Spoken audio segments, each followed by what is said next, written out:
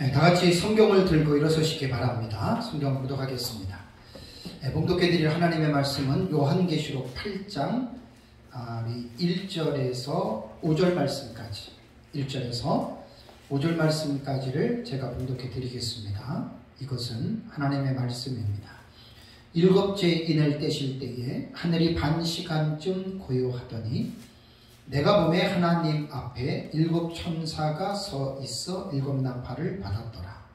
또 다른 천사가 와서 제단 곁에 서서 금 향로를 가지고 많은 향을 받았으니 이는 모든 성도들의 기도와 합하여 보좌 앞 금 제단에 드리고자 함이라.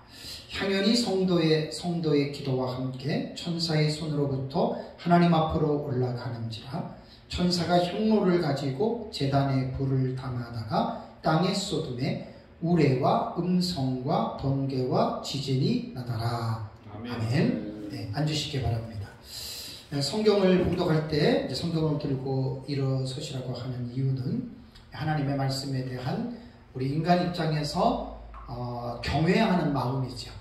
경외라고 하는 야훼라고 하는 단어 대단히 중요합니다. 그래서 하나님을 우리가 정말 가볍게 생각할 수 있는 존재가 아니고 무겁게, 그러면서도 또 두려운 마음으로 또 존경하는 극치의 마음이 두려움이거든요. 그래서 이제 하나님의 말씀은, 성경은 하나님의 말씀이기 때문에 하나님의 말씀을 공독할 때는 꼭 제가 일어서시라고 해서 같이 하나님의 말씀을 봅니다. 이제 8장을 지금 이번 달에는 보려고 그래요. 이번 시간하고 오후 시간에 8장에서 넷째 나팔까지를 조금 이제 자세하게 제 책을 가지고 이제 보려고 합니다. 지난달에 제가 6장과 7장에 대한 부분을 말씀을 드렸잖아요. 전 시간에 제가 본경과 삭경의 구조로 요한계시록을 봐야 된다고 얘기를 했습니다. 본경은 3가지 7 시리즈에 해당되는 내용이 본경이다. 이건 제가 말하는 게 아니라 학자들이 그렇게 명칭을 붙인 겁니다. 7인, 7 나팔, 7 대접에 관계된 사건은 학자들이 본경이라고 합니다. 그 외에 나머지의 사건들을 삽경, 막간계시 이렇게 부릅니다. 이것은 전천년이나 무천년이나 후천년이나 세대의 학자들 거의 대부분이 동의하고 또 공통적으로 쓰는 용어이기 때문에 저도 이 용어를 차용해서 이제 본경과 삽경의 상호 교차 구조로 저희는 이제 보고 있는 것이죠.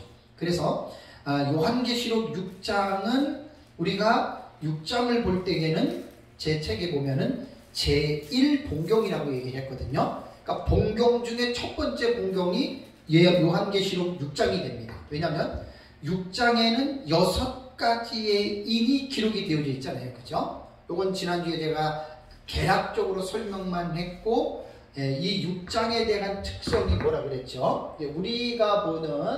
우리가 보는 요한계시록의 신학적인 기저가 있습니다. 신학적인 기저가 뭐냐면 우리는 한 일에 다니엘서 9장 27절에 나오는 한 일에라고 하는 구약의 다니엘서 70일의 본문에 우리는 신학적인 기초를 두는 거예요. 역사적 전천년은. 그러니까 신학이라고 하는 게 우리가 요한계시록을 공부할 때 누구한테 배웠느냐, 누구를 따라가느냐, 이것도 중요해요. 근데 누구라고 하는 사람이기 이전에, 그 사람이기 이전에 우리가 믿고 있는 바가 성경이 기초가 되지 않으면 반드시 잘못될 수 있습니다. 그래서 우리가 한 일회를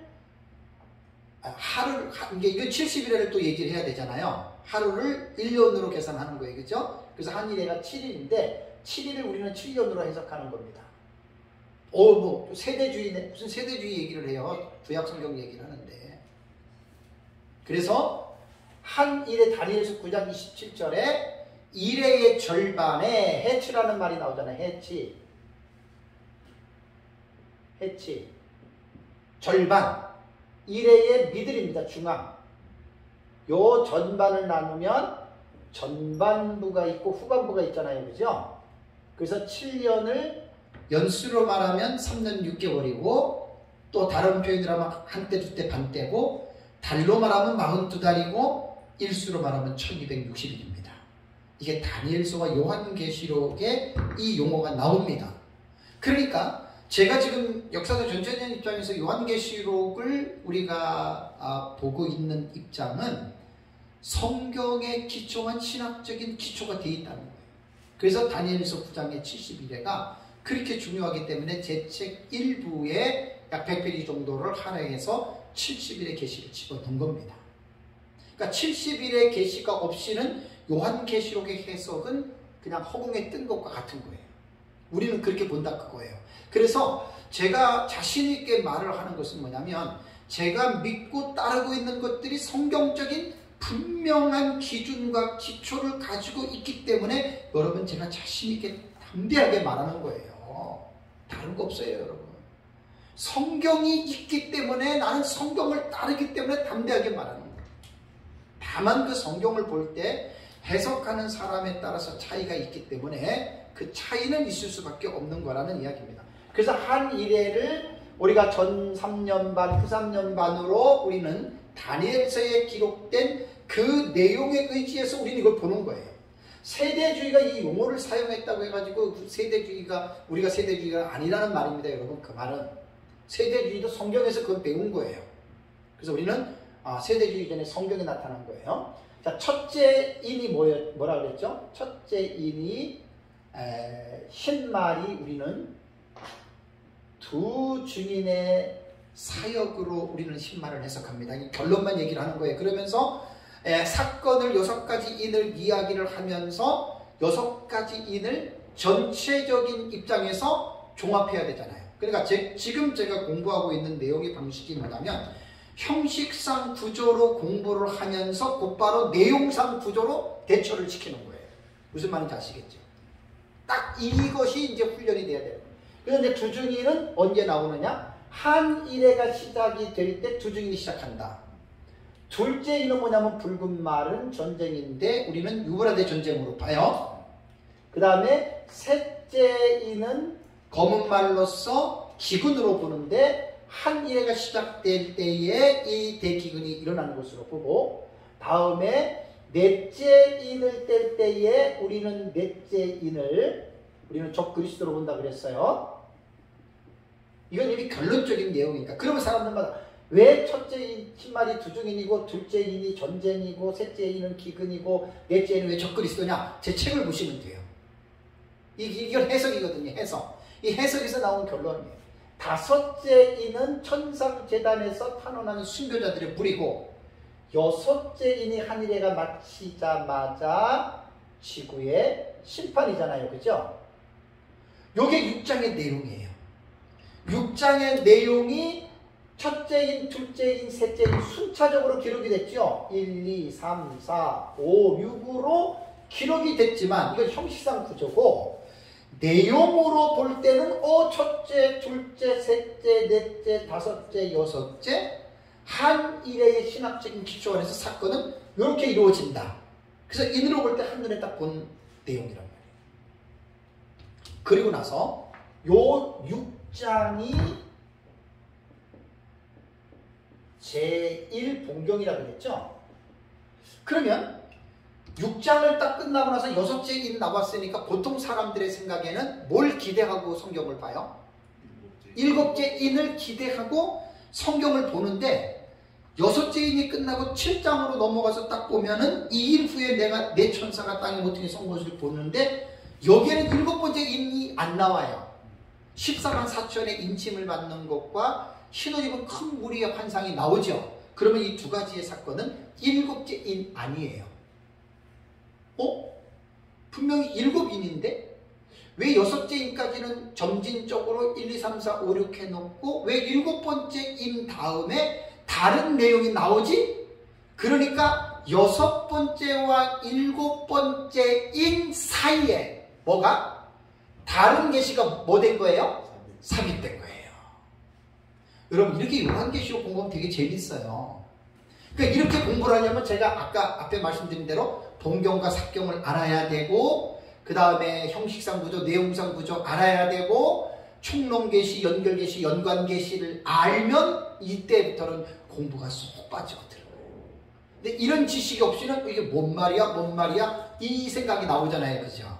예? 그래서 공부를 할 때는 기본적인 개론 이런 지식들이 필요하다는 거죠. 그래서 7장에는 흰옷 입은 14만 4천의 인침과 흰옷 입은 큰 무리의 환상이 나오는데, 그러면 이게 뭐냐고 할 때는 반드시 본문을 주경신학적인 입장에서 주해를 해야 됩니다. 목사님들이 성경을 연구할 때, 설교를 할 때, 설교는 여러 가지의 파트가 있어요. 유형이 있어요. 제목 설교, 그 다음에 뭐 강해 설교, 예화 설교, 간증 설교, 뭐 무슨 설교 해가지고 많은데, 그 중에 이제 주해 설교가 있잖아요. 주해는 성경에 나타난 내용들을 한 단어 하나하나 전부 다 해석해 주는 게 주해예요. 근데 그 주해 설교는 설교자가 지식이 부족하면 못해요. 특별히 주경신학적인 입장에서 주해 설교를 하려면 가장 기본이 되는 게 석의입니다. 석의는 뭐냐면 구약은 히브리어, 헬라어는, 신약은 헬라어입니다. 언어를 알아야 된다는 거예요. 여기서 벌써 설교자들이 언어에서부터 첫 번째 딱 막히기 때문에 석의를, 원문을 접근을 못하는 거예요. 그래서 주해 설교가 어렵다는 거죠. 그래서 이제 14만 4천에 대한 부분이 7장 1절에서 8절에 나오고, 흰옷 입은 큰 무리가 9절에서 17절까지 나오잖아요. 이 내용을 한 절 한 절 서기를 하고, 그 다음에 구문론으로 들어가 보고, 그 다음에 이제 이것을 주경신학적에서 원문으로 이 내용을 다 이해를 해야 돼요. 그러면 14만 4천이 뭘 얘기하는 줄 알지요? 흰옷 입은 큰 무리가 뭘 이야기하는 줄 알지요? 그럼 제 책을 보면은 14만 4천을 해석하는 방법들이 쭉 나와요. 그 다음에 흰옷 입은 큰 무리를 학자들이 어떻게 봤다는 해석들이 복수를 내가 집어넣어놨거든요. 참조만 하시면 돼요. 그리고 내가 보고 있는 것이, 우리는 14만 4천을 두 증인으로 본다 그랬잖아요. 두 증인의 인침으로, 그러니까 두 증인의 사역의 시작으로 보고, 흰옷 입은 큰 무리는 후 3년반 대환란 때에 예비처에서 이긴 자들이 보호받는 것으로 봤잖아요. 그죠? 그거 모르는 사람들은 말도 안 돼 그러는데, 그 사람은 참 무식한 사람들이에요. 제가 해석한 주해를 한번 보시라고요, 제 책을. 그렇게 마구잡이로 한 게 아니잖아요. 그래서 주해가 정확하게 뒷받침이 된 해석을 따라가셔야 됩니다. 누가 카더라 한다고 따라가지 마시고, 그 사람이 그러한 결론을 내린 그 성경 본문의 해석을 깊이 있게 보세요. 그러면 코미디의 해석들이 너무 많아요. 주해 없이, 석의 없이 그냥 무조건 이거는 이거다 이렇게 해석들이 나오는데, 그런 거는 무조건 따라들 가지 마세요. 그 제 책이 요한계시록 주해라는 제목을 달았잖아요. 유명한 주석가들에 비하면 참 비교하기가 참 부끄럽지만, 나름대로 목사로서 그냥 제가 주해를 집어넣은 거예요. 그래서 절절마다 다 읽어보세요. 그래서 7장은 뭐냐면, 7장을 딱 들어가면은 막간계시라 그랬죠. 삽입된 내용이잖아요. 그럼 삽입된 막간계시 중에 첫 번째가 되는 거예요. 제1 막간계시가 되는 거예요. 이 장으로 구분하는 게 아니라 사건으로 구분하는 거예요. 계시록 이렇게 공부하셔야 돼요. 봉경이나 사건이냐. 그래서 이제 제1봉경, 제1 막간계시는 7장에 14만 4천과 흰옷 입은 큰 무리 두 가지 사건이 나온다는 말이에요. 지난달에 제가 말씀드렸잖아요. 자, 그렇다면 6장으로 볼 때는 첫째 일에서 여섯째 일 한눈에 딱 볼 때는 한 일에 일어나는 사건들이잖아요. 그죠? 한 일에 일어나는 사건들이고, 여섯 번째 일어나는 사건이 지구가 심판을 받아서 불심판을 받아가지고 지구가 멸망하잖아요.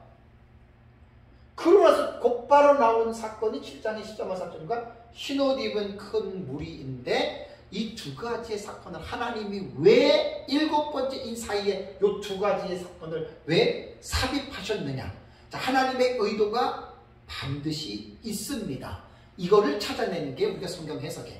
이거는 사실 성경에 나타나지 않기 때문에 성경을 연구하는 설교자들이 기도를 통해서 성령의 조명과 감동을 받아야지만 가능해요. 그래서 이제 지난주에 말씀을 드린 것이 첫째 인에서 여섯째 인으로 인해서 지구가 멸망해요.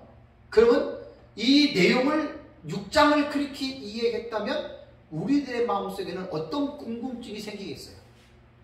와, 한 해 동안에 이렇게 막 이러한 재앙들이 나타나고 지구가 멸망하면 우리는 어떻게 되지? 그 당연히 생각해야죠. 그죠?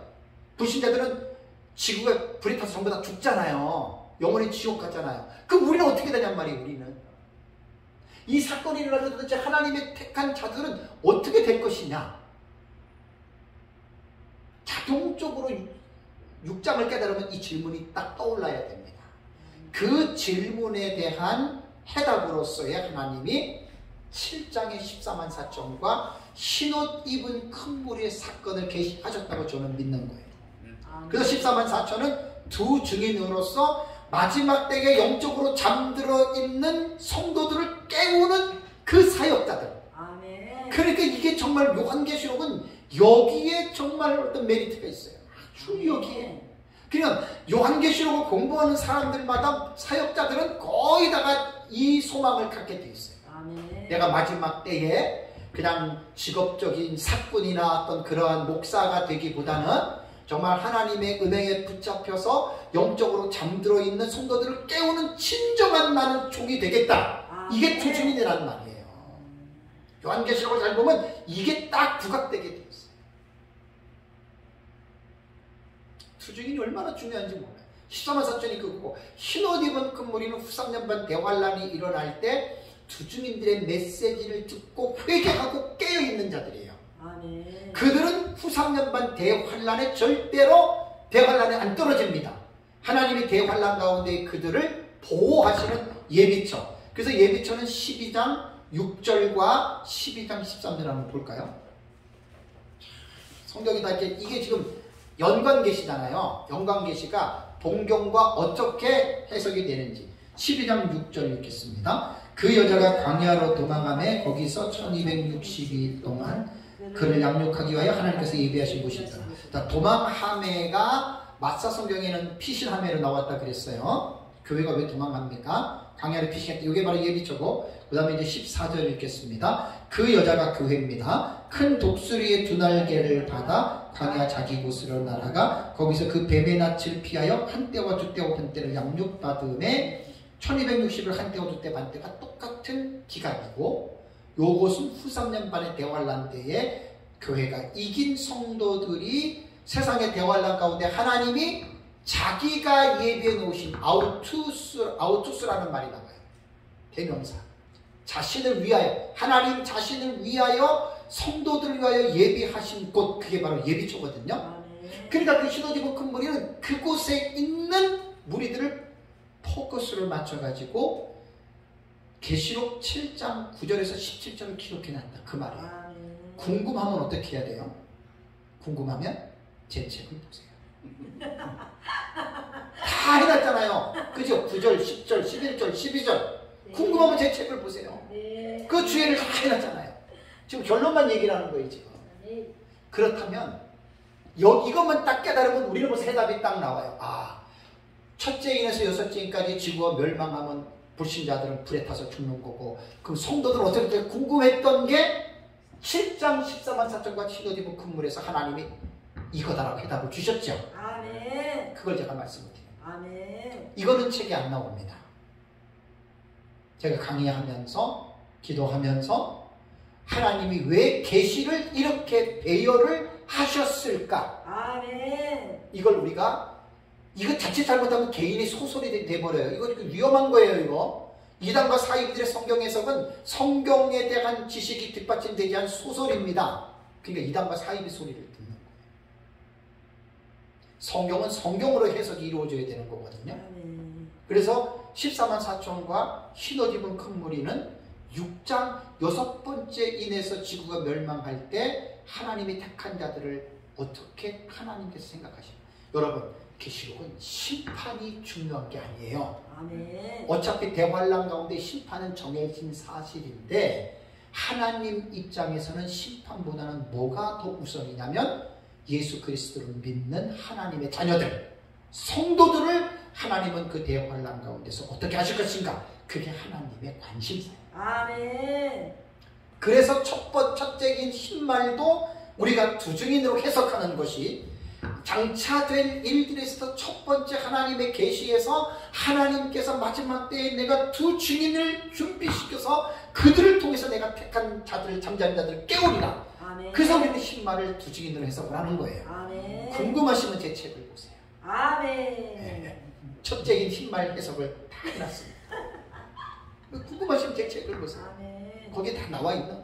아멘. 그러니까 제가 뭐 자랑이 아니라 마구잡이로 정말로 제가 책 쓴 게 아니잖아요. 또 마구잡이로 제가 강의하는 게 아니잖아요. 합리적으로 다 기본적으로 자료들이 다 있잖아요. 그러니까 그렇게 공부들을 하시라는 얘기예요. 그러면 제일 정확하고 제일 힘들지 않아요. 그리고 이제 대환란 가운데서 세대주의는 7년 환란 전에 교회가 공중으로 휴거해서 환란을 당하지 않는다. 이것은 성경에 없는 건데 자기들이 인간적인 생각으로 어떻게 하나님의 자녀들이 환란을 받을 수 있을까? 그래서 그거를 그 자기들 스스로가 인간적으로 만들어 놓은 그게 지식이에요. 그 틀이에요.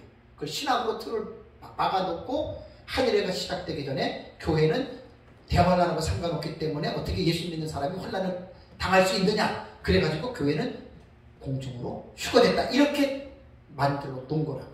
근데 성경이 뒷받침할 내용이 하나도 없어요. 세대주의 신학자들은 어거지로 그것을 뒷받침하거든요. 그건 합리적이지 않아요.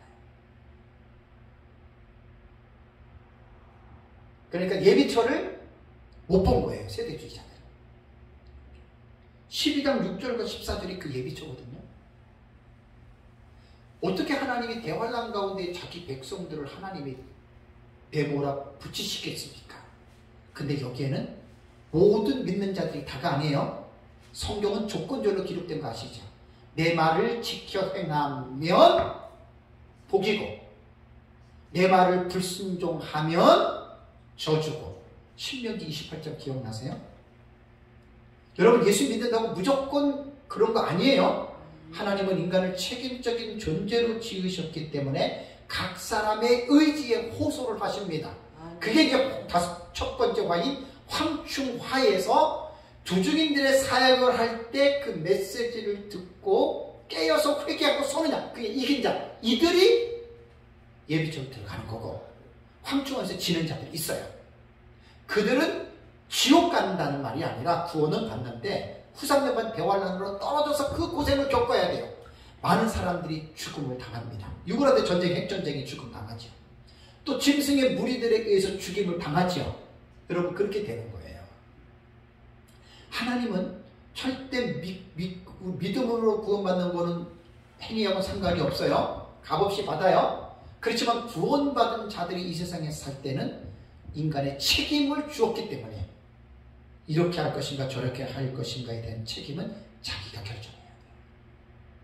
무조건 예수 믿고 구원받으니까 다 된다? 그거 성경 잘못 본 겁니다.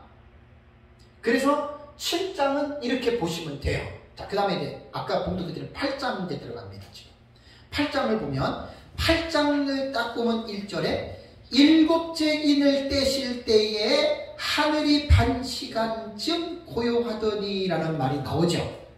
그러니까 보세요. 6장 마지막에 6째 인이 떼어졌죠. 7장을 봤는데 7째 인은 안 나오고 다른 두 가지 사건이 삽입됐죠. 그 다음에 그 두 가지 사건이 끝나고 8장에 들어가니까 비로소 뭐가 나오죠? 7째 인을 떼실 때에 하늘이 반 시간쯤 고요하더니 라는 말이 나오죠. 그러면 제 책 415페이지를 펴세요. 여기부터 이제 공부하는 겁니다. 415.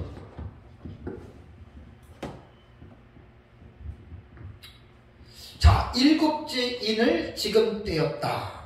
그러면 보세요. 8장으로 들어왔죠. 8장으로 들어오면서 7째 인이 비로소 나오죠. 그러면 7째 인은 본경이에요? 삽경이에요? 당연히 본경이죠. 봉경으로 순서로 말하면 1 다음에 몇 봉경이 되죠? 제2 본경이 되는 거예요. 왜? 일곱째 나팔에 관한, 일곱째 인에 관한 내용이니까. 그래서 8장 1절에서 2절이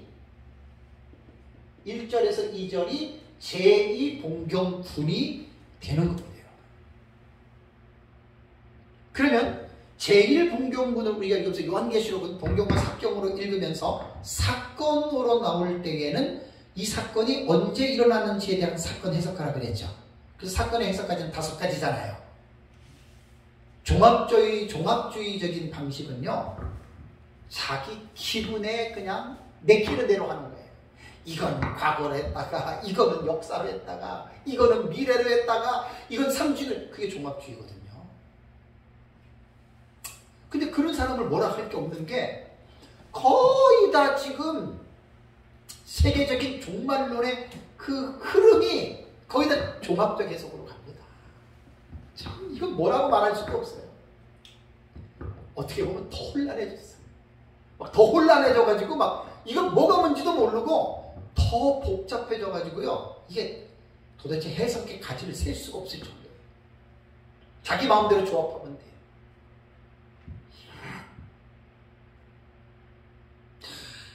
그렇게 된 거란 말이에요. 그래서 8장에 들어와서 이제 1절, 2절이 7번째 인이기 때문에 이것이 이제 봉경으로는 2번째 봉경이 된다. 왜냐하면 이 사건 자체가. 자, 그렇다면 거기에서 보면은요, 제가 이제 그 봉경과 삽경에 대한 이러한 구조를 알지 못하면 큰 혼란에 빠진다는 말씀을 드렸죠. 자, 점진적으로 해석하는 사람들은 여섯째, 이것도 이렇게 안 본다 그랬죠? 첫째, 둘째, 셋째, 넷째, 다섯째, 여섯째 이렇게 보고, 여섯째 일이 지구가 심판을 받은 다음에 그 다음에 7장에 14만 4천, 그것을 이제 구원받은 자들을 보거든요. 지구가 심판을 받았으니까 구원받은 자들이 하늘에 있다. 그 다음에 이제 흰옷 입은 큰 머리도 구원받은 자들이 하늘에서 그렇게 있다. 그 순서적으로 가는 거예요. 그러고 나서 갑자기 이제 8장으로 딱 와서 지금 7째 인이 딱 떼지잖아요. 그럼 이것은 그 사람들의 해석 방법으로 들어가면 무엇이든지 간에 나름대로의 일리는 다 있게 해석을 합니다. 참 신기해요. 이게 진짜 신기한 거야. 저마다 다 일리가 있어요. 전혀 이상하지 않아요. 이게 뭐냐면 이제 우리가 보는 입장에서 보는 관점이지. 그러면서 이제 8장으로 딱 들어와서 7째 인이 떼어졌다.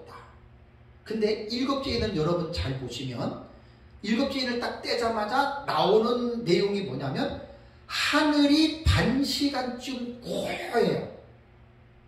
첫 번째 나오는 내용이 하늘이 반 시간 30hour예요. 30분이에요. 문자적으로 그냥 고요해요.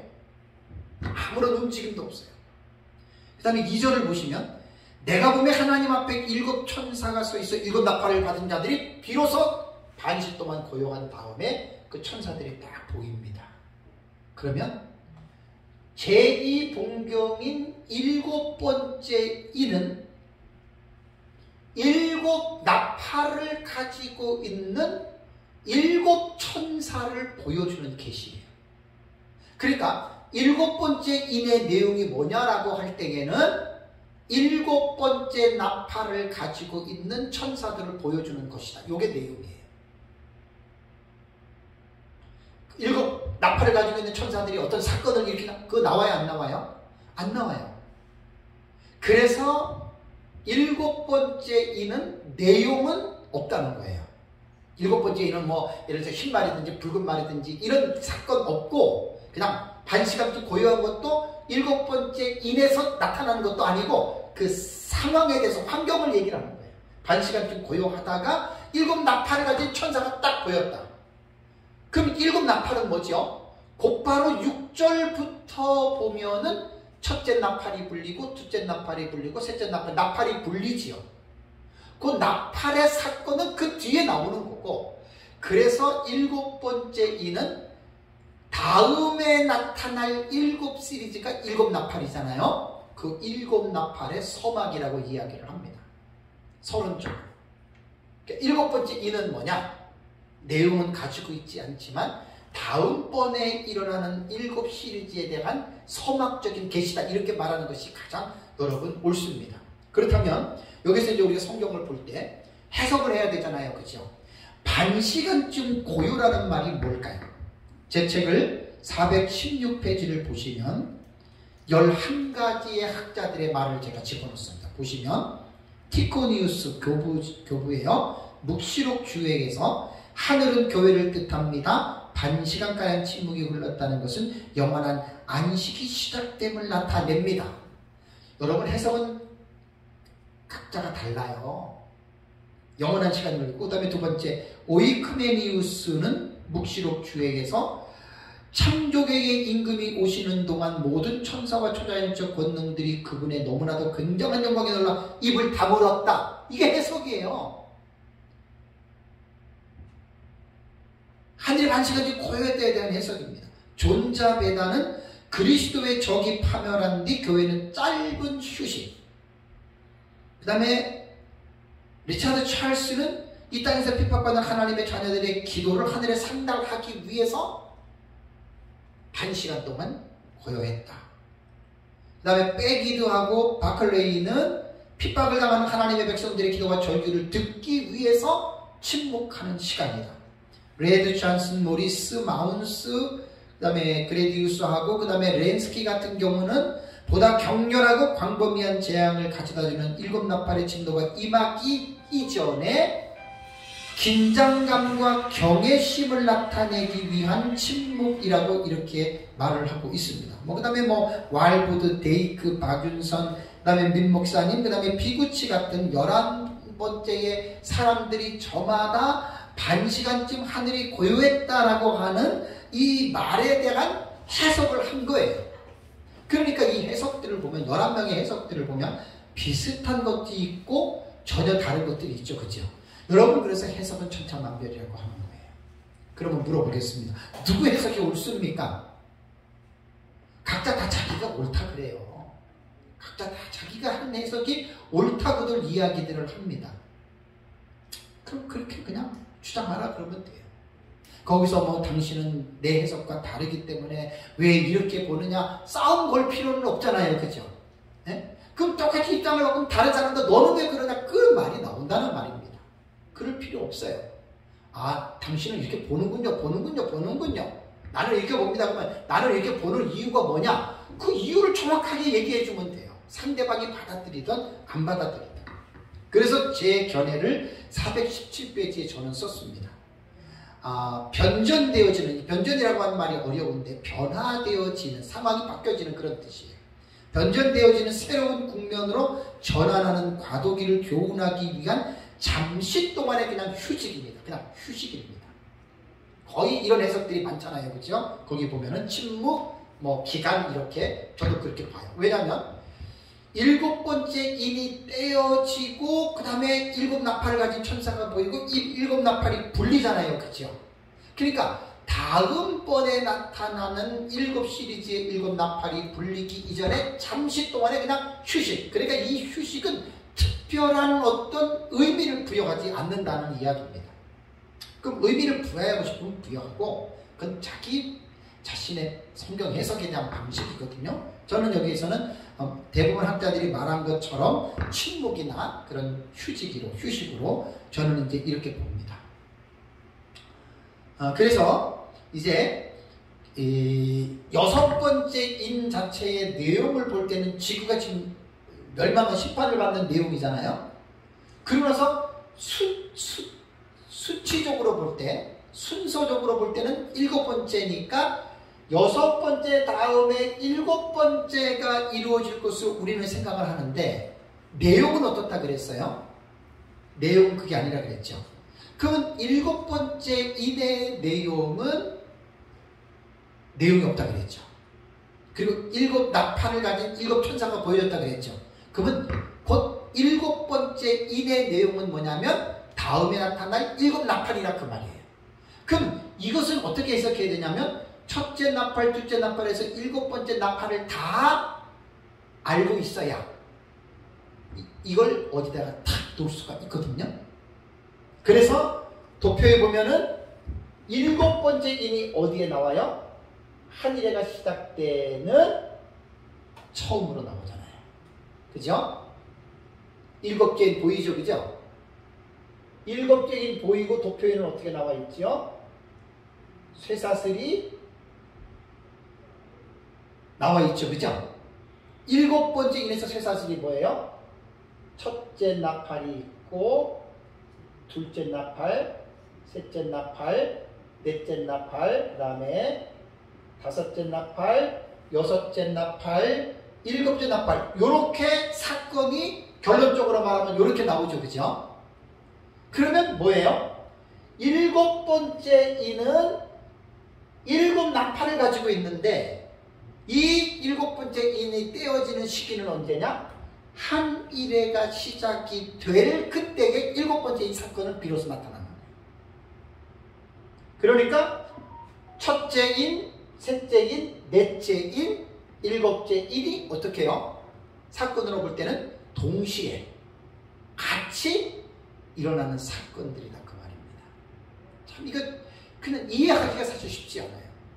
어떻게 이렇게 될 수 있느냐? 이렇게 될 수밖에 없는 이유는 그 첫째인, 셋째인, 넷째인, 7째인 요한계시록 전체를 다 해석하다 보니까 이러한 결론이 나왔다 그 말이에요. 그러니까 이거 결코 쉬운 게 아니에요. 다 제가 요한계시록을 나름대로 주의를 하고 내린 결론 부분이기 때문에 지금 시간상 결론 부분을 말하기 위해서 지금 7번째 인은 한 일회가 시작이 되는 그 시작점에서 이게 떨어져 이제 뗀다라고 하는 그 말입니다. 그래서 그것이 이제 7번째 나팔로 이것이 이제 7째 나팔로 보는 것이다. 그럼 여기서 이제 우리가 딱 볼 수 있는 게요. 이 특이한 점을 발견을 하셔야 돼요. 첫째 인에서 여섯째 인 있죠. 그죠? 첫째 인에서 여섯째 인은 한 일회의 기간에 일어나는 사건들이죠. 그죠? 그리고 7번째 인인 첫째 나팔과 7번째 나팔도 한 일회 기간에 일어나는 사건들이죠. 특이점이 뭐죠?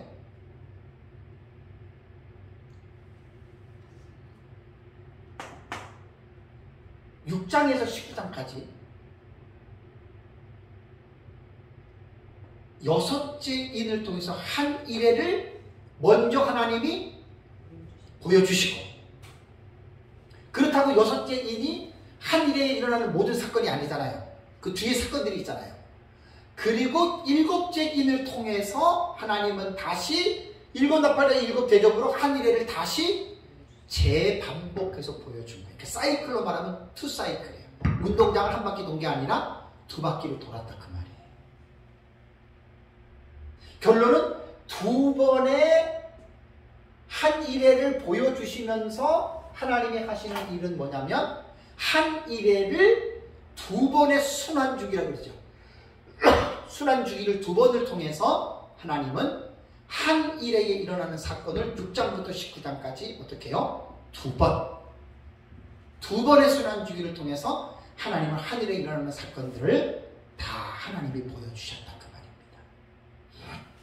그러니까 첫째 인에서 여섯째 인으로 볼 때에는 한 일에 일어나는 사건은 맞는데 전체가 아니잖아요. 빈 게 많잖아요. 그러니까 두 번째 순환주기인 7째 인 7 나팔 7 대접을 통해서 한 일의 부족한 부분을 하나님이 다시 채워주면서 결론은 한 일에게 이런 사건이 일어날 것이다. 이게 6장과 19장에서 하나님이 말씀하시고자 하는 의도라는 말입니다. 요거를 잘 여러분들이 기억을 하셔야 됩니다. 그래서 7 나팔을 가졌다라고 하는 말이 이제 그런 뜻이 되고요. 다음에 이제 3절에서 5절을 볼까요? 자, 8장 3절에서 이제 5절을 보면 또 다른 천사가 와서 제단 곁에 서서 금향로를 가지고 많은 향을 받았으니 이는 모든 성도의 기도와 합하여 보좌 금 제단에 드리고자 함이라. 향연이 성도의 기도와 함께 천사의 손으로부터 하나님 앞으로 올라가는지라. 천사가 향로를 가지고 제단에 불을 담아다가 땅에 쏟음에 우려와 음성과 번개와 지진이 나더라. 그렇다면 8장 2절과 5절의 내용을 딱 보니까 금향로를 땅에 쏟는 거예요. 그렇다면 이 사건이 7번째 인인 7나팔하고 상관이 있습니까 없습니까? 관계없잖아요. 그죠? 그러니까 이거는 다른 내용이에요. 그죠? 그러니까 이거는 뭐냐면 형식상 부조라고 하는 말은 지금 공부를 기록된 순서대로 지금 공부하잖아요. 그죠? 기록된 순서대로 7째 인이 떼어졌는데 반시간쯤 하늘이 고요하고 7나팔을 가진 천사가 보였어요. 그리고 나타난 사건이 금향로 땅에 쏟는 사건이에요. 그럼 이거는 7인이나 7나팔이나 7대접과 대접에 대한 계시는 아니지요. 그러면 이거는 어디에 속하는 거예요? 이거는 삽격이 되는 거예요. 그러면 이 순서로 볼 때 제1막간계시가 7장에 있었죠. 이 부분은 뭐냐면 8장에서 막간계시가 제2 막간계시가 되는 겁니다. 이 막간계시가 8장 3절에서 5절까지 되는 거예요. 그렇다면 요건 이제 순서적으로 지금 분해를 하는 거고, 자, 사건으로 볼 때 금향로를 땅에 쏟는 사건은 그러면 언제 일어나느냐? 이게 내용상 구조예요. 곧바로 지금 대입을 다 시켜주는 거예요. 제가 형식상으로 공부를 하면서 이 사건은 전체적인 맥락 속에서 여기에 일어나는 사건입니다라고 말을 하는 거예요. 그럼 이렇게 말을 하려면 첫 번째 뭘 먼저 해야 되겠어요? 8장 3절에서 5절에 나타난 내용을 주의를 해야 돼요. 이 내용이 도대체 무엇을 말씀하는지에 대한 이 부분을 자세하게 성경을 읽어야 됩니다. 그래서 이제 제 책의 그 421페이지를 보면은 금향로를 땅에 쏟는 사건을 본경으로 구분하는 경우가 있고 막간계시로 구분하는 경우가 나와요. 그 책을 잘 읽어보세요. 본경으로 구분하는 사람들은 자기 나름대로의 이래서 이렇게 본다. 또 막간계시로 보는 사람들은 또 이렇게 본다라고 말을 하는데, 제가 이제 말씀드린 대로 성경을 요한계시로 공부할 때는 저는 이 종합적인 절충주의 방식을 저는 별로 안 좋아합니다. 이 종합주의와 절충주의 방식은요, 뚜렷한 기준이 없기 때문에 이거는 한도 끝도 없어요. 그냥 전부 다 자기 보는 대로 얘기하면 다 그게 법이고 그게 다 해석이에요. 기준이 없어요. 기준이. 그게 가장 큰 약점입니다. 종합적 해석은. 말도 못하게 이거는 막 넓어지기 때문에. 그래서 이제 제가 보는 관점은 다니엘서 9장 24절에서 27절에 나타난 70일의 계시를 우리는 신학적 기저를 삼아요. 그 신학적 기저로 삼아 가지고 70일의 계시가 우리가 요한계시록을 보는 기초 신학적인 기초라 그랬잖아요. 거기에서 이제 우리 요한계시록을 해석하는 거예요. 6장부터 19장까지를 한 일에 7년 안에 일어나는 사건으로.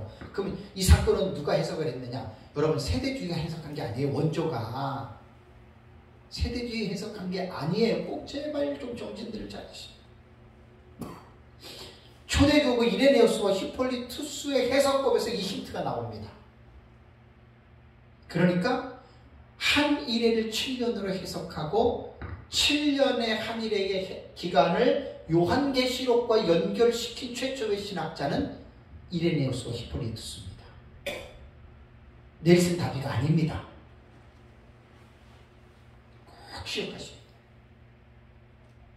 넬슨 다비는 세대주의 신학을 만들 때 이레네우스와 히폴리투스가 한 일회를 7년으로 요한계시록을 해석하는 방법을 저는 다비가 초대교구 이레네우스 히폴리투스나 배웠다고 100% 믿는 사람이에요. 저는. 그러니까 순서를 잘 기억하세요. 역사적 전천년은 초대교부들이 주치도를 놨거든요. 초대교부입니다. 2세기, 3세기입니다. 세대주의는 19세기입니다. 상식적으로 생각해 보세요. 다윗은 역사적 전천년의 사상에서 자기 세대주의 신학의 틀을 세운 거예요. 누가 뭐라 그래도 제 말 맞습니다. 역사적 전천년주의자들은 이거 꼭 알고들 계셔야 돼요. 이걸 알고 있어야 세대주의와 역사적 전천년이 왜 다른지를 정확하게 핵심을 짚을 수가 있어요. 이거 모르는 사람들은 그러면 못해요. 우리 이정국 목사님 기억나시죠? 저랑 한 8년 전인가 목양교회 이강복 목사님 그때 세미나 갔을 때 이강복 목사님 하면은 한국의 종말론의 대가입니다. 자타가 공인하는 사람입니다. 종말론 책만 해도 한 100권에서 200권 정도 썼을 거예요. 역사적 전천년에 지대한 한국교회 공헌을 끼친 사람 중에 한 사람입니다. 근데 그분이 뭐라 그랬어요? 나는 한 일의 7년의 해석 방법을 누구한테 배웠다? 네, 세대주의자들한테 배웠다 그랬죠. 그러니까 그렇게 종말론의 고수도 이레네우스 히포리투스 못 본 거예요. 이강복 목사님. 제가 너무나 마음이 아파요.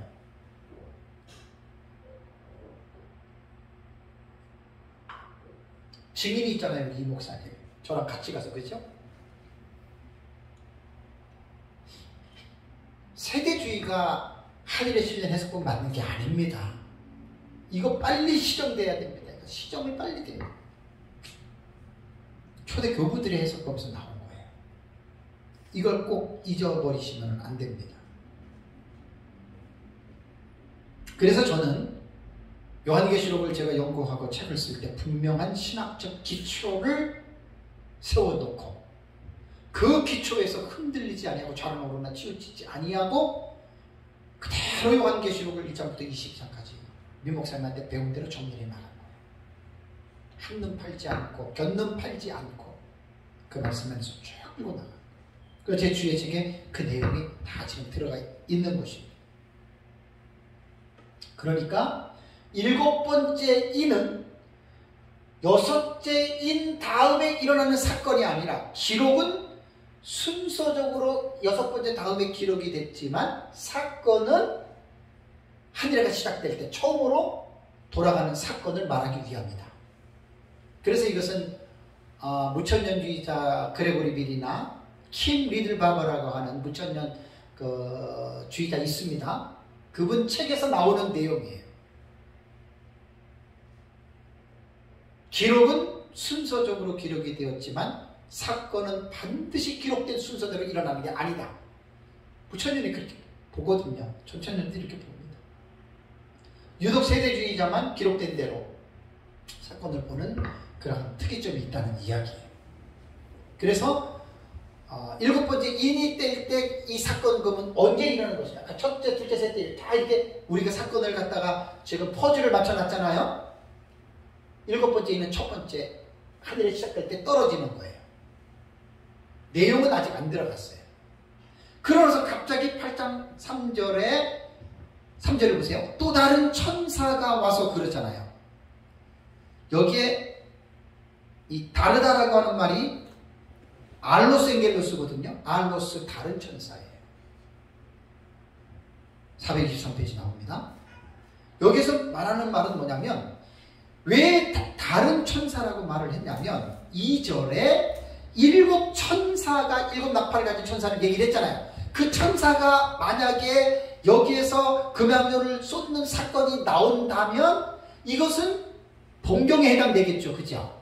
그러니까 그 천사가 아니라는 거예요. 알로스라고 하는 다른이라고 하는 이 말은 앞에 2절에 말한 7 나팔을 가진 7 천사와 다른 또 다른 천사가 지금 나타났다는 말입니다. 그래서 이제 3절을 쭉 읽어보면 다른 천사가 이제 제단 상황이 어디냐면 제단 곁에요. 이 제단이 어디냐면 하나님 나라에 있는 제단입니다. 천국의 성소에 있는 제단입니다. 그 제단 곁에서 금양로를 가지고 쭉 나오는데 이거 참 중요한 내용입니다. 이거 시간상 이것만 하더라도 1시간 제가 주의해야 되는데 책이 있으니까 여러분들은 책을 보시면 됩니다. 그러니까 제단 곁에 있는 천사, 네, 이것도 제단이라고 하는 디시어스테리우스라고 하는 단어들 다 원어 단어 잘 여러분들이 읽어보시고요. 그래서 이것은 하늘에 있는 제단을 말을 하고요. 또 금향로도 향로에 대한 구약에 대한 부분도 제가 원어 사전에서 가지고 온 내용들을 잘 보셔야 됩니다. 잘 보시고 여러분들이 이제 보시면 돼요. 그러니까 여기서 우리가 볼 수 있는 게 뭐냐면 지금 천국에도 제단이 있거든요. 지금 이것이 이루어지고 있는 사건들이라는 말입니다. 이게 참 놀라운 일입니다. 우리가 눈으로는 안 보이지만 지금 천국의 하나님 나라의 제단에서 이런 일이 지금 일어나고 있는 거예요. 제단 곁에 금향로를 가지고 향을 지금도 받고 있는 상황이 지금 일어납니다. 근데 이 향은 뭐라 그랬습니까? 성도들의 기도다. 이거 너무나 중요한 내용 아니에요? 우리가 매일 기도하잖아요. 그죠? 근데 성도들이 기도하는 기도를 천사들이 기도를 받아가지고 제단 아래에 있는 금향로에 그 기도를 지금 어떻게 해요? 계속 담아두고 있다는 이야기예요. 놀라운 내용입니다. 지금 요한계시록. 현재 이 사건이 지금 일어나고 있는 중입니다. 지금. 여기서 이제 우리가 교훈적으로 생각해 볼 수 있는 게 하나님의 성전 제단의 아래에 있는 금향로에 올라가는 기도가 있고 올라가지 못하는 기도가 있겠죠. 이거 잘들 가르치셔야 됩니다. 모든 기도가 금향로에 담기는 게 아닙니다. 하나님의 나라와 하나님의 의를 위하여 하는 기도는 금향로에 담깁니다.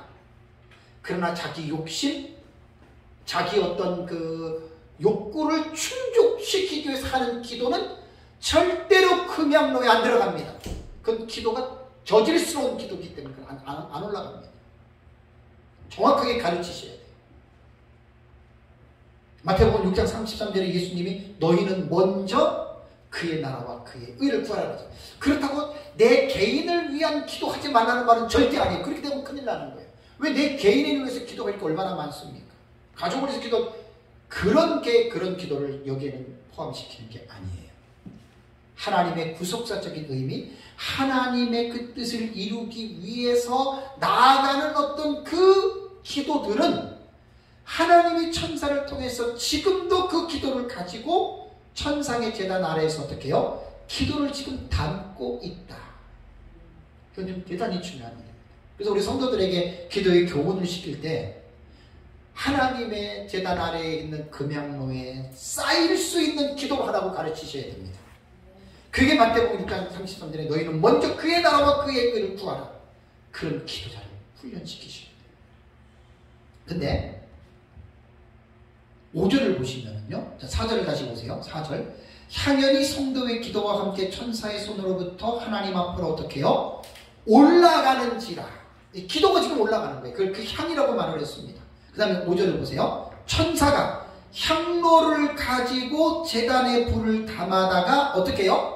땅에 쏟음에 우레와 음성과 번개와 지진이 나더라. 이게 지금 중요한 사건의 내용이에요.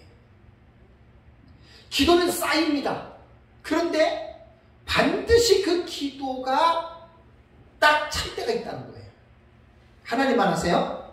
그러면 기도가 차게 되면 어떻게 되냐면 천사가 향로를 가지고 제단의 불을 그 금향로에 담아다가 땅에 딱 쏟는 날이 있습니다. 그러면 그 땅에 쏟으면 우레와 음성과 번개와 지진이 나더라. 그렇다면 도대체 이게 뭔가? 그래서 여기서 이제 성경을 우리가 해석할 때는 서기를 먼저 해야 된다 그랬죠. 그래서 427페이지 보면은 4가지의 결과, 우레, 브론테거든요. 브론테. 우레소리는 2가지 차원에서 생각해 볼 수 있는데 하나는 하나님의 현현으로서의 우레소리고 또 하나는 천지 파멸로 인한 기상적인 현상에서 들리는 천둥소리입니다. 이게 참 기가 막힙니다. 네, 감이 와야 돼요. 다음에 음성이 들렸다. 금향로를 쏟으니까 포네라고 하죠. 이 포네는 말 그대로 소리입니다. 소리. 근데 이제 여기에서 소리는 이 음성의 진원지는 이제 428페이지로 넘어가면은 이제 뭐 계시록 16장 17절에 이제 그 일곱째 대접 쏟아지는 거 있죠, 그죠? 그 음성이 성전 보좌로부터 나옵니다. 그러니까 여기에서 말하는 음성이 어디로부터 나느냐가 중요한 거예요. 땅에서 나는 음성이 아니에요. 하나님의 보좌로부터 나는 그러한 음성으로 여러분 우리는 봐야 됩니다. 그래서 계시록을 볼 때에는 하나의 사건이 한 군데에만 기록한 것이 있지만 그 한 사건을 다른 본문에서도 중복적으로 계시한 본문이 있죠, 그죠? 그것까지 같이 보면은 그 사건을 우리가 좀 더 폭넓게 깊이 있게 우리가 이해할 수 있거든요. 결론적으로 말씀을 드리면 또 여기 이제 번개, 아스트라페라고 하는 번개의 소리도 나고 네 번째 지진, 세이모스라고 하는 지진이 나거든요. 그러면 여기서 지금 5절에서 말하는 우레와 음성과 번개와 지진이 난다라고 하는 말은 제 책의 주해를 잘 읽어보면 이 사건은 언제 일어나냐면 하나님이 이 세상을 불로 심판할 때 나타나는 현상과 똑같아요. 이게 똑같아요. 그럼 금양로를 쏟는 사건은 그러면 결론적으로 사건이니까 언제 일어나느냐 그걸 우리가 봐야 되잖아요. 금양로를 쏟는 사건이 언제 일어나냐면 한일해가 끝나고 지구가 심판을 받죠, 그죠? 멸망하잖아요, 그죠? 요 사건과 중복되는 사건이 같은 사건이에요. 요 사건.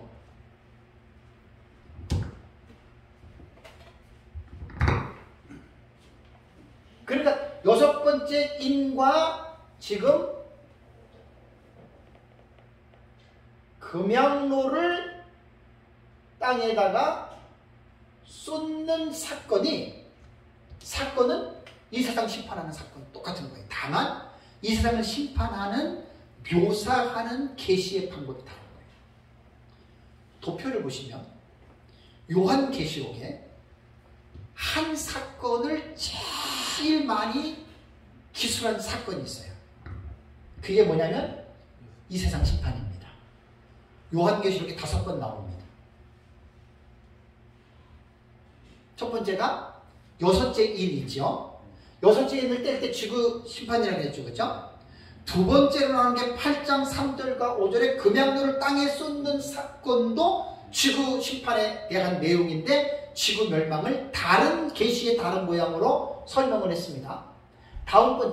다음에 세 번째가 뭐냐면 계시록 14장 17절에서 20절에 진노의 큰 포도주를 심판하는 거 있잖아요. 그 지구 멸망이에요. 이 세상을 심판하는 때 그 사실을 또 그렇게 그 방식으로 묘사를 한 거예요.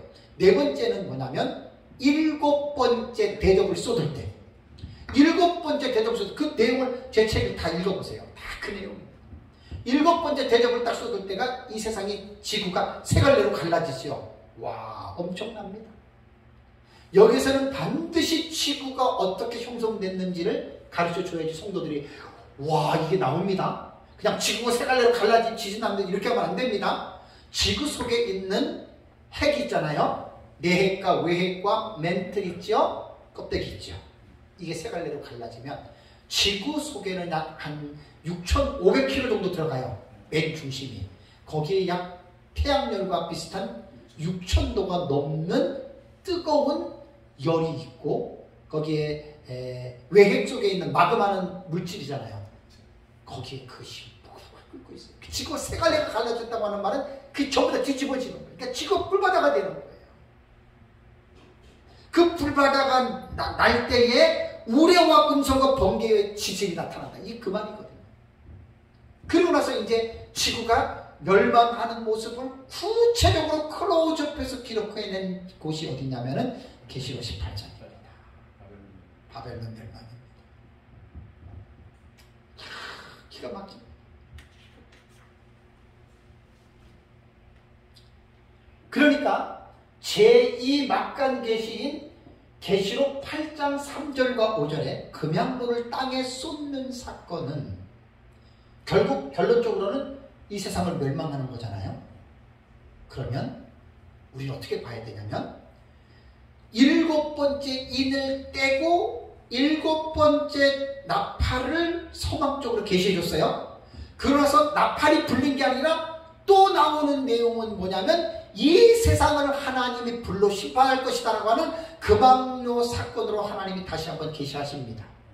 왜 하나님이 왜 이것을 또 집어넣었을까? 자, 두 가지로 보시면 됩니다. 7번째 나팔 속에 7번째 대접이 지금 멸망이죠. 그리고 심판적인 측면으로 볼 때 제일 중요한 것은 이 세상 심판이에요. 그걸 하나님이 다시 부각시켜줍니다. 한일회를 시작하면서부터 이제 7번째 나팔의 계시로서는 하나님 그것을 계시하기 이전에 이 세상은 반드시 짐승에게 경배하고 하나님을 떠났기 때문에 심판받는다라고 하는 것을 전제로 먼저 두 번째 사이클이잖아요. 두 번째. 그죠? 두 번째 순환이잖아요. 결론적으로 심판을 먼저 딱 첫 번째는 두 번째 사이클에서는 금양을 쏘는 사건을 말하고 또 하나의 얻을 수 있는 교훈은 뭐냐면 지구 멸망은 하나님이 정하신 분명한 하나님이 정하신 법이고 중요하기 때문에 하나님이 또 강조한 거예요. 그렇게 보시면 돼요. 성경에 같은 내용이 반복해서 나올 때에는 그것은 하나님이 그것을 반드시 이루실 것이라고 하는 확신과 그 다음에 중요하기 때문에 하나님을 또다시 반복했다라고 하는 차원으로 요 금양로를 쏟는 사건은 여러분 우리가 받아들이면 됩니다. 그래서 계시의 지금 배열을 우리가 이해를 하는 거예요. 하나님이 왜 7번째 인을 떼고 그 다음에 금양로를 7번째 나팔이 불기 전에 왜 금양로를 쏘는 사건을 먼저 보여요. 이것도 세상을 심판하는 차원에서 먼저 하나님이 두 번째 사이클이잖아요. 두 번째 순환주기잖아요. 여기에 먼저 하나님이 결론적으로 이 세상은 심판을 받을 것이다. 그런데 이 심판이 성도들의 기도와 무관하지 않다는 거예요. 여기서 우리는 금양로를 쏟는 사건을 통해서 교회는 기도에 힘써야 되는데 그 기도가 하나님이 우리에게 복을 주시고 잘 먹고 잘 살 이런 기도가 아니라 하나님의 나라와 하나님의 의를 구하는 그 기도를 우리가 해야 된다는 거예요. 교회가. 하나님의 나라와 하나님의 의를 구하면 결국 그 기도가 금양로가 하나님의 천상의 제단 안에 쌓이게 되고 그런 올바른 기도를 하는 그 교회들의 기도를 통해서 금양로는 지금도 채워지고 있다라고 하는 사실. 아멘. 목사님들 교회에서 기도 제대로 가르치셔야 돼요. 나 혼자만 잘 먹고 잘 살고 그런 기도만 가르치지 마시고 하나님의 의를 이루는 기도를 해야 돼요. 하나님의 나라를 위한 기도를 성도들에게 가르치고 시켜야 됩니다. 밤낮 처리하고 금식한다고 해가지고 그 하나님의 금양로에 쌓이지도 못하는 그런 기도 가르치지도 마시고 제가 개인 기도 그런 기도 하지 말라는 말이 아닙니다. 최소한 금양로에 쌓이는 기도는 그런 기도 나는 아니라고 개인적으로 확실하게 믿습니다. 아멘. 이 세상의 심판고 그러니까 다섯째 인을 뗄 때에 천상재단 아래에서 순교자들의 탄원의 기도 있잖아요. 그 기도가 금양로에 쌓입니까? 안 쌓입니까? 당연히 쌓이죠. 쌓이는 그런 기도를 하자는 거예요. 우리가 하나님의 나라와 의를 구하기 위한 그런 기도. 그래서 금양로에 대한 이 제2막간계시에 대한 이 본문을 가지고 설교를 한번 해보세요. 이 핵심을 놓치지 마시라고. 지금 요한계시록만 가지고 평생 설교할 수 있습니다. 이거 3, 40년 너끈히 할 수 있습니다. 그렇게 깊은 거예요. 제가 지금 이거 가르치고 하는 건 지금 윤곽만 가르치는데 한 2년 걸리잖아요. 본문 들어가가지고 깊이 있게 들어가 보세요. 이게 2년 갖고 되겠나? 10년을 해도 다 못하죠. 깊이. 그러니까 주해 설교가 깊어야 됩니다. 성경을 본문을 주해하는 실력이 깊으면 아주 설교가 깊어져요. 근데 주해가 약해져 버리면 절대 깊은 설교 못합니다. 대단히 중요한 본문입니다. 그래서 제 책을 보시면 기본적인 주해들은 다 나와 있으니까 그걸 가지고 목사님들이 계속해서 연구해서 그렇게 더 잘 하시기 바랍니다. 네, 잠깐 쉬겠습니다.